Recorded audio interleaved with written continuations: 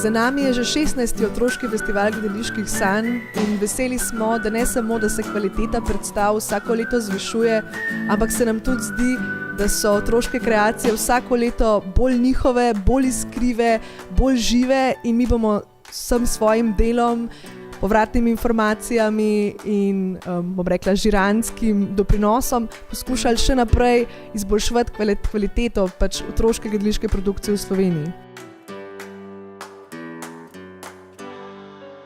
Najprej smo imeli malo treme, poleg je pa zginila in občutek je bil zelo dober in smo uživali tudi, ko smo nastopali.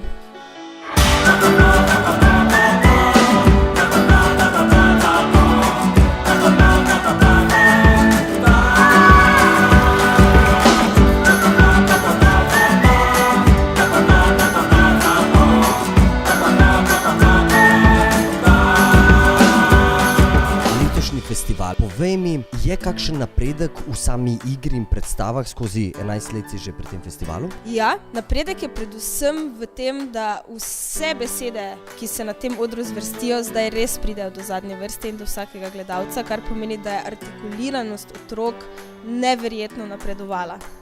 Je pa res, da se bodo morali začeti mojstriti tudi v enih drugih točkah gledališča in predvsem je to telo in gib.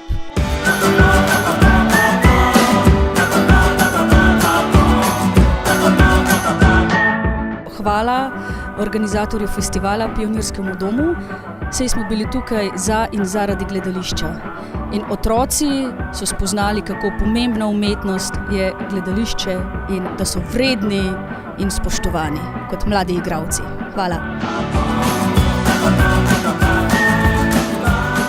Drage dame, dragi gospodje, prosim, pridite še kdaj v Pionirca, namreč naslednje leto je 17. festival gledaliških sanj in ne pozabite Sanjati z nami.